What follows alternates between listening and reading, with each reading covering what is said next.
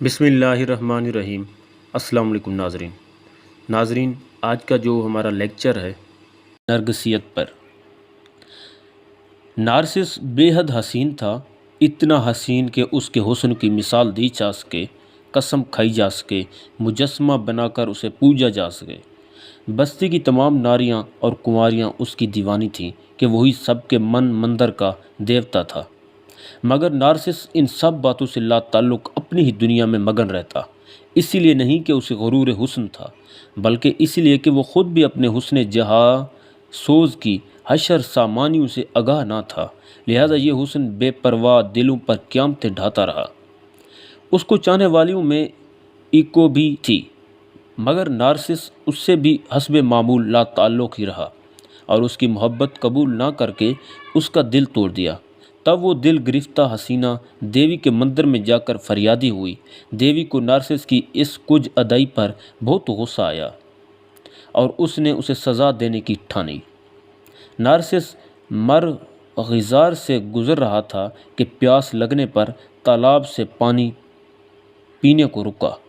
جو ہی اس نے اپنا سر جھکایا، سطح آب پر اپنے حسن بے مثال کو مقابل پایا۔ اتنا حسن، اس نے تعجب سے سوچا، اور یہ میں ہوں؟ کیا یہ دل فریب مکھ واقعی میرا ہے؟ مبہوت نارسس جب حسن خود کا شیدائی ہوا تو پھر وہاں سے اٹھ نہ سکا، حتیٰ کہ تالاب کے آئینہ میں خود کے دیکھتے دیکھتے جان دے دی۔ اب دیوی نے اسے ایک پھول میں تبدیل کر دیا، نرگس کا پھول، انتظار میں کھلی آنکھ کا پھول۔ اور بیچاری ایکو آج بھی باز گشت کی صورت میں گمشدہ محبوب کی صداؤں کا تعقب کرتی ہے۔ قدیم یونان کی اس دانش آموز حکایت نے صدیوں تک شاعروں اور مصوروں کے تخیل کو گرمایا ہے، جبکہ جدید نفسیات نے الف ذات کے لیے نرگسیت کی اصطلاح اسی سے مستعار لی ہے۔ یہ اصطلاح اسی کہانی سے ماخوذ ہے۔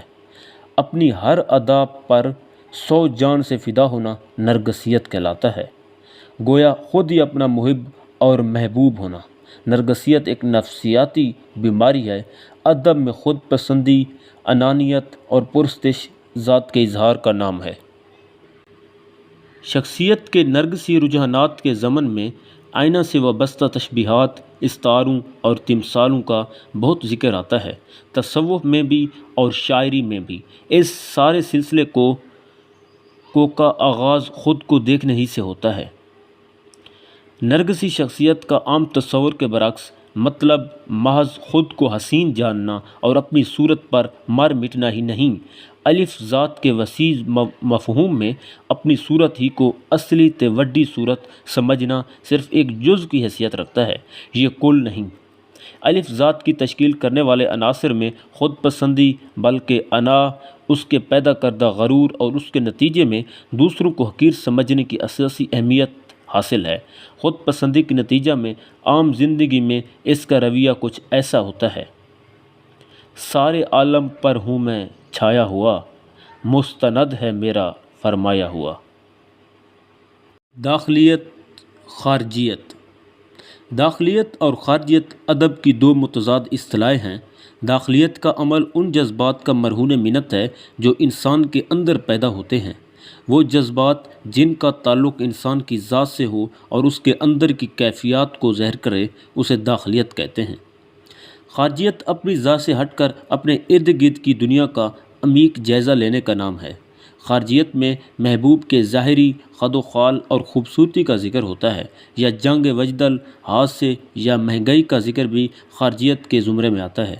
خارجی دنیا میں واقعات اشخاص یا اشیاء ہیں، داخلی دنیا میں واقعات اشخاص یا اشیاء سے وابستہ ہمارا رد عمل ہے۔ بعض شعراء داخلی دنیا سے تعلق رکھتے ہیں اور بعض شعراء خارجی دنیا سے تعلق رکھتے ہیں۔ دبستان دہلی کے شعراء کے ہاں داخلیت پائی جاتی ہے، جیسے میر تقی میر کی شاعری میں سوز و گداز داخلی شاعری کی عمدہ مثال ہے۔ دبستان لکھنؤ کے شعراء میں خارجیت پائی جاتی ہے، جیسے میر انیس اور مرزا دبیر کے مرثیوں میں گھوڑے اور تلوار کی تعریفیں وغیرہ خارجی شاعری کی عمدہ مثالیں ہیں۔ خارجی شاعری میں شاعر اپنی ذات سے ہٹ کر کائنات کا مطالعہ کرتا ہے۔ خارجی شاعری زیادہ تر بیانیہ ہوتی ہے۔ داخلی شاعری میں ذاتی اور شخصی تجربات ہوتے ہیں۔ آج کی ویڈیو میں اتنا ہی، تب تک کے لیے اللہ حافظ۔